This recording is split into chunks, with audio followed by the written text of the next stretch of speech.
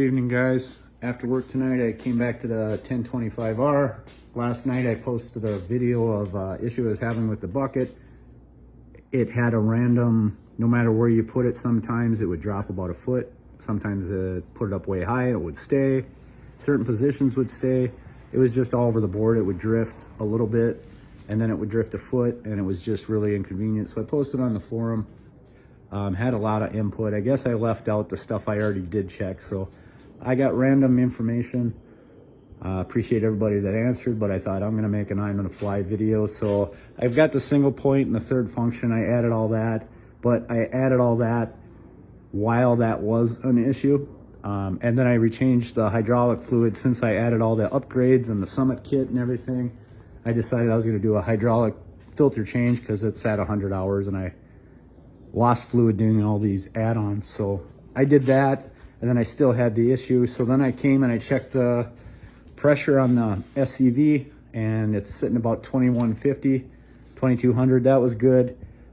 There is no adjustment on the SCV. The only thing I could see for an adjustment in the service manual was the valve on the bottom. A little cleaning, but it's clean. Nothing's binding.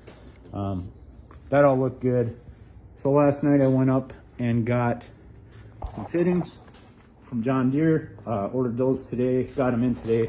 They're actually not from John Deere. John Deere orders them in.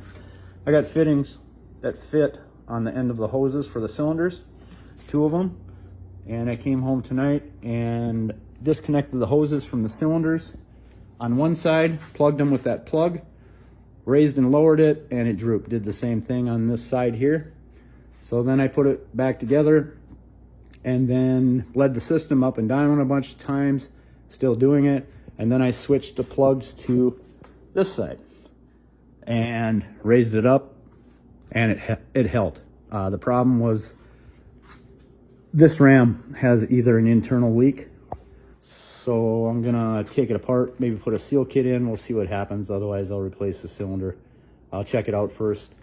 Seal kit looks to be about 85 bucks at John Deere plus tax. So just want to let you guys know that the test fittings are really simple.